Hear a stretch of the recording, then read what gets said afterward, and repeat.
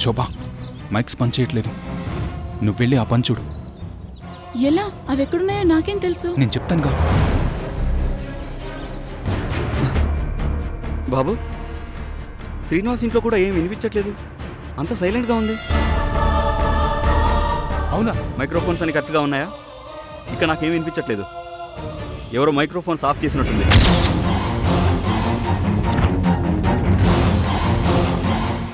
ఏయ్ నిన్నే చెప్పు. నువ్వు కూడా వెళ్ళి చెక్ చేయి.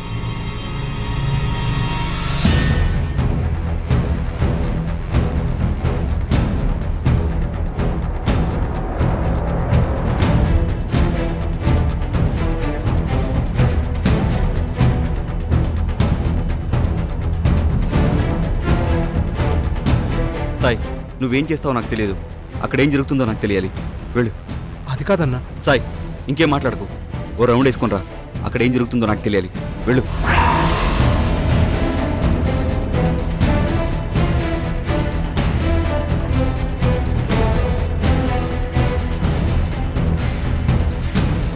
టెన్షన్ పడకు కాళీ, కాస్త నిదానంగా ఆలోచించు. ఏంటి బాబు ఆలోచించేది? చూసావుగా, రమేష్ గారి ఫోన్ స్విచ్ ఆఫ్ వస్తుంది.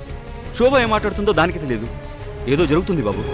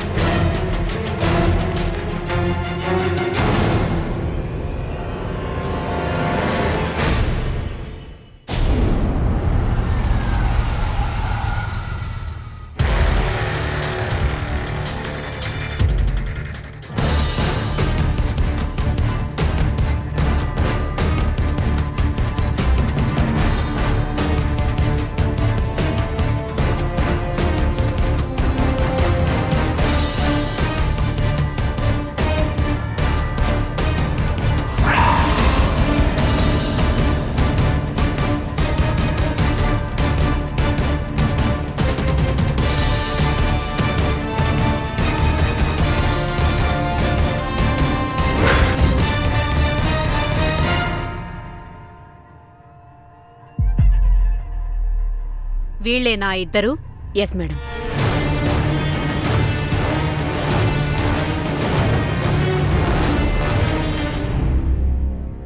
సెల్ ఓపెన్ చేయి.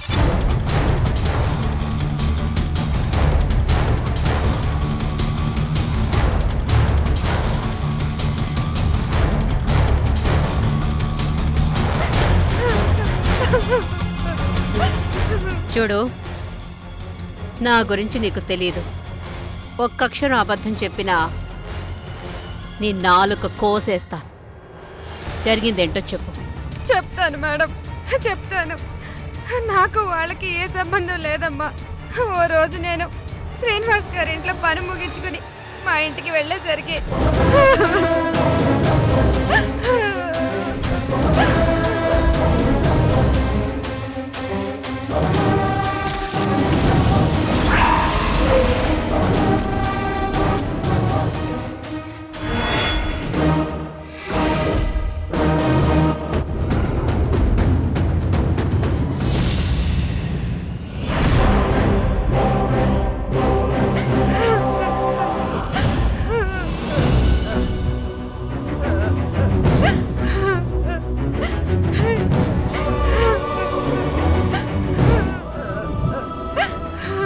ఇప్పటికీ మా వాళ్ళంతా వాళ్ళ దగ్గరే ఉన్నారు.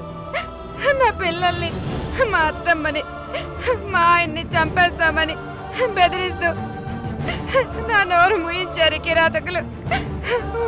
వాళ్ళు మామూలు వాళ్ళు కాదు మేడం. తుపాకీలు పట్టుకుని తిరుగుతుంటారు. వాళ్ళకి నీకు ఎలాంటి సంబంధం లేదంటావు? నా పిల్లల మీద ప్రమాణం చేసి చెప్తున్నాను మేడం. వాళ్ళెవరో నాకు తెలియదు మేడం. కావాలంటే నేను ఎలాంటిదాన్నో స్వప్నమ్మ గారిని అడగండి మేడం. ఇప్పుడు చెప్పిందంతా కాగితం మీద రాసివ్వు. రాస్తాను మేడం. మా వాళ్ళ రాక్షసుల బారి నుండి రక్షించండి మేడం.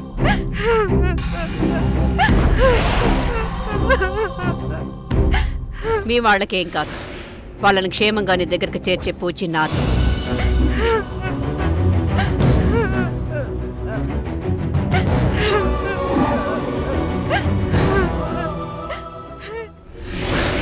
ఆవిడ దగ్గర స్టేట్మెంట్ తీసుకో. Okay madam. సెల్ ఓపెన్ చేయి. Yes madam.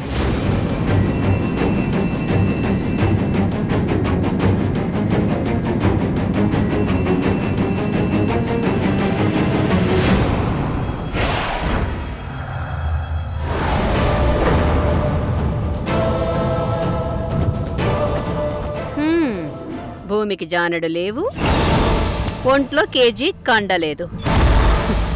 ఎందుకు ఈ ఆటలు? పర్వాలేదులే, స్టూడెంట్ అంటే నమ్మేలాగే ఉన్నావు. నీ ఒరిజినల్ వయసు కనపట్టలేదులే. ఇప్పటిదాకా అబద్ధాలు చెప్తూ బాగానే మేనేజ్ చేసావు. కానీ ఇక ఇప్పుడు నిజాలు చెప్పాలి,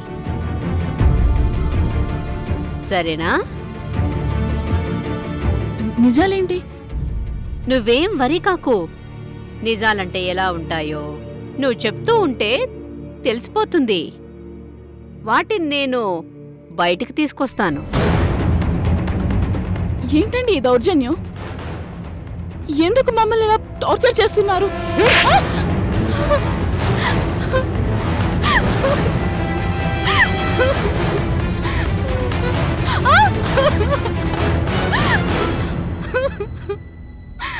ఏంటే పోలీసోళ్ళంటే పిచ్చోళ్ళు అనుకుంటున్నావా? నువ్వు నిజం చెప్పడానికి మాత్రమే నోరు తెరవాలి, లేదంటే నరకానికి స్పెల్లింగ్ రాయిస్తా. చెప్పు, ఎవరు మీకు ఈ పని అప్పచెప్పింది? మీ బాస్ ఎవరు? చెప్పవే.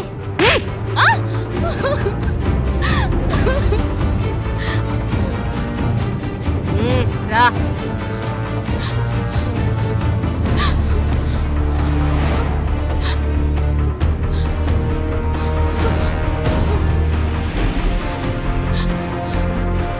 చూడు, నీ గురించి మొత్తం డీటెయిల్స్ నా దగ్గర ఉన్నాయి.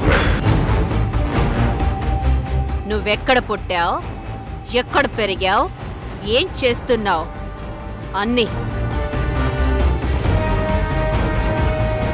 అన్నట్టు అవుట్ హౌస్లో గన్స్ దొరికాయి. ఈ ఒక్క కారణంతో నిన్ను లైఫ్ అంతా జైలుకే పరిమితం చేయగలను. ఇప్పుడు నిజాలు చెప్పావనుకో, నిన్ను సేవ్ చేస్తాను.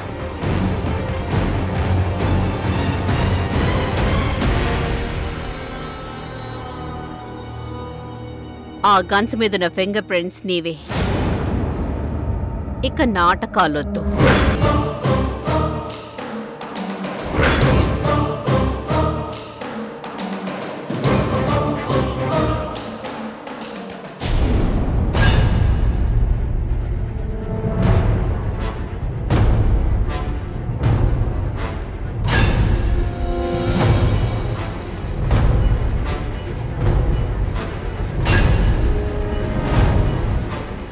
ఇలా ఎన్ని గంటలు సైలెంట్గా ఉన్నా లాభం లేదురా.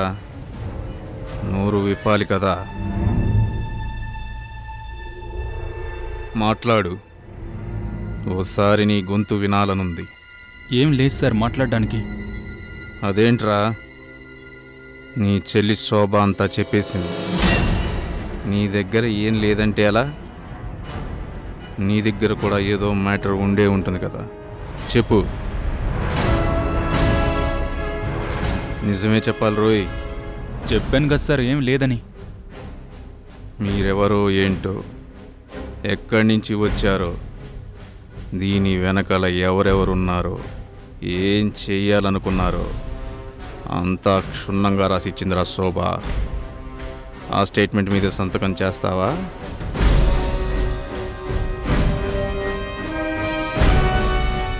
మాకు పని సులువవుతుంది. తను ఏం చెప్పిందో నాకేం తెలుసు సార్. అయినా చెప్పడానికే ఉంది సార్.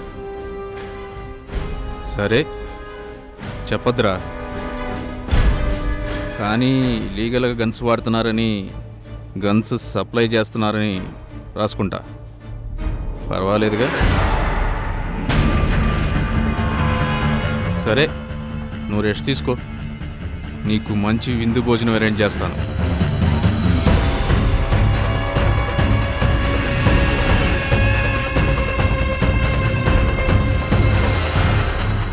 భగవంతుడా, ఎవరైనా వచ్చి విడిపిస్తారో లేదో తెలియడం లేదు.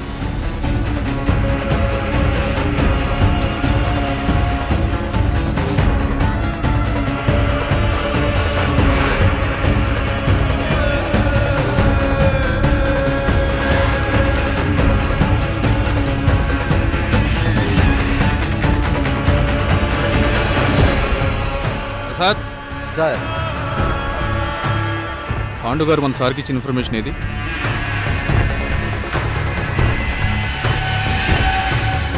ఇదిగోండి సార్.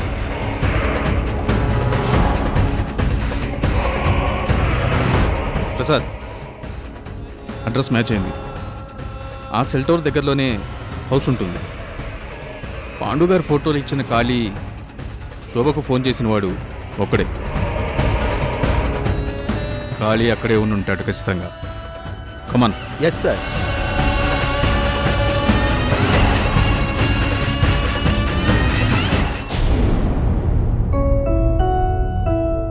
పృథ్వీ, జాగ్రత్త నాన్న. నేను అమ్మమ్మ వాళ్ళకి వెళ్ళి ఒక గంటలో వచ్చేస్తానులే. అలాగే అమ్మా. పరిస్థితి తెలుసుగా నాన్న. ఏ కాస్త ఏమరపాటుగా ఉండకూడదు. బయటికి ఎక్కడికి వెళ్ళకు, సరేనా? సరేమ్మా.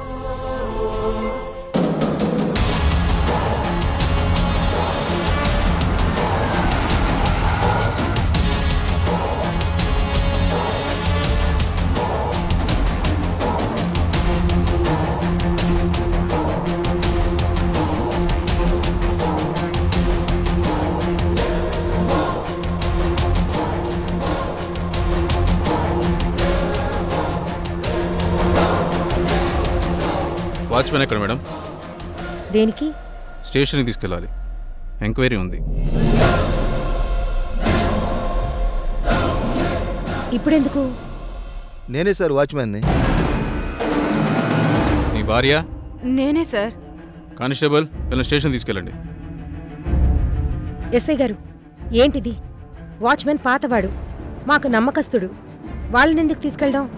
ప్లీజ్ మేడం, మీరు తీసుకెళ్ళండి.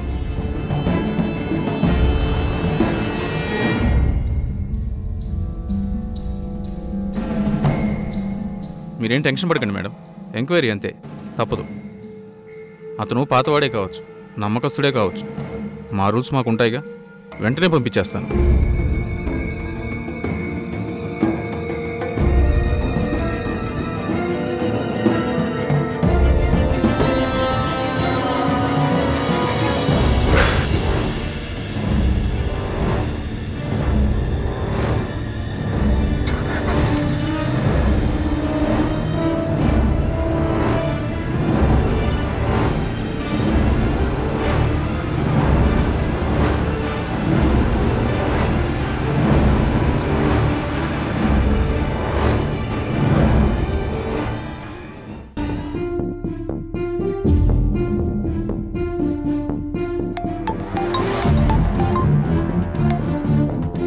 హలో దివ్య.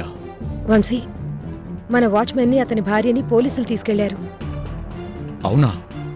నాకేదో టెన్షన్గా ఉంది వంశీ. టెన్షన్ పడక దివ్య, ఎంక్వైరీకి అంతే. ఇందులో వాచ్మెన్ ప్రమేయం లేదని కన్ఫర్మ్ చేసుకోవాలి కదా.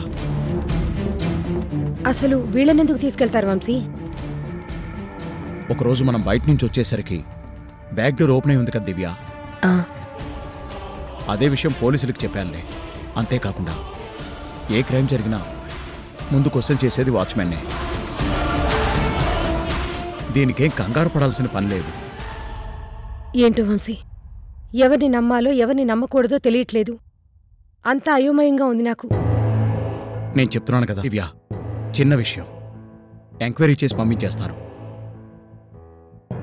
నేను అమ్మ దగ్గరికి వెళ్ళాలనుకున్నాను, కానీ ఇప్పుడు వెళ్ళను. ఇంట్లోనే ఉంటాను వంశీ. అలాగే దివ్య, జాగ్రత్త.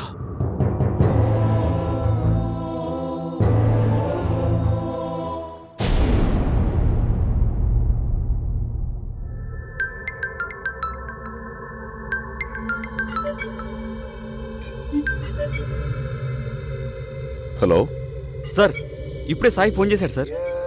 దేని గురించి? మైక్రోఫోన్స్ దొరికిపోయినట్లున్నాయి సార్. అక్కడ రమేష్ శోభ ఎవరు కనిపించట్లేదంట. అయితే వాళ్ళకు ఫోన్ చేయి కాళీ. నాకెందుకు చేశావు? అది కాదు సార్, వంశీ ఇంట్లో వాచ్మెన్ని పోలీసులు తీసుకెళ్లారంట. సాయి ఫోన్ చేసి చెప్పాడు. అయితే ఏం చేయమంటావు? మమ్మల్ని ఏం చేయమంటారు అని నేను అడుగుతున్నాను సార్. కాళీ, మిమ్మల్ని ఎవడయ్యా పట్టుకునేది? లైట్ తీసుకో. లైట్ తీసుకోవడం ఏంటి సార్? మిమ్మల్ని పట్టుకునే అవకాశం లేదు అంటున్నానయ్యా. ఏం మాట్లాడుతున్నారు సార్? ఒకవేళ రమేష్ శోభ దొరికిపోతే వాళ్ళు మొత్తం చెప్పేస్తే? అలా జరగదు, వాళ్ళు ఏం చెప్పరు. నువ్వు నిశ్చింతగా ఉండు. చెత్త నా కొడుకు. ఇప్పుడెలా? అక్కడేమో అలా ఉంది, ఇక్కడేమో బాబుకు బాలేదు.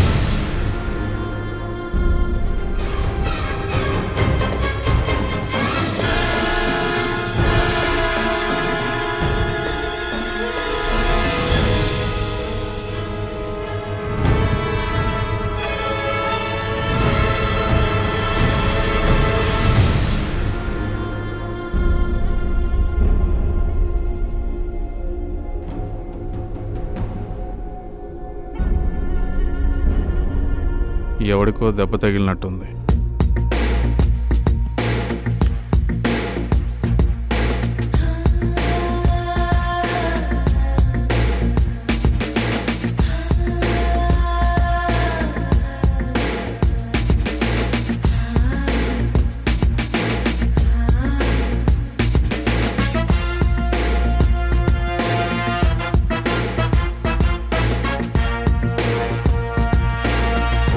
కానిస్టేబుల్స్, ఇవన్నీ ప్యాక్ చేసి ఈ రూమ్ని సీజ్ చేయండి. Yes sir.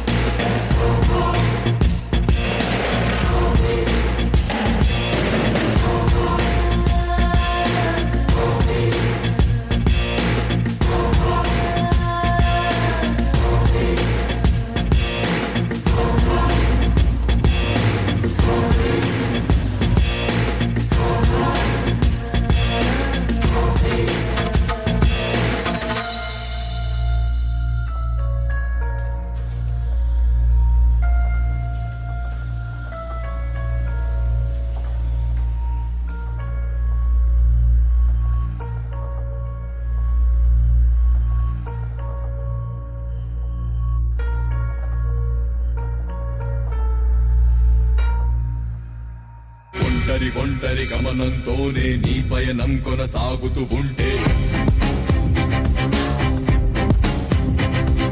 తెలియని అతిథి నిసిరాత్రిలా వెంట నేను తరుముతూ ఉంటే నీ మీద చాలే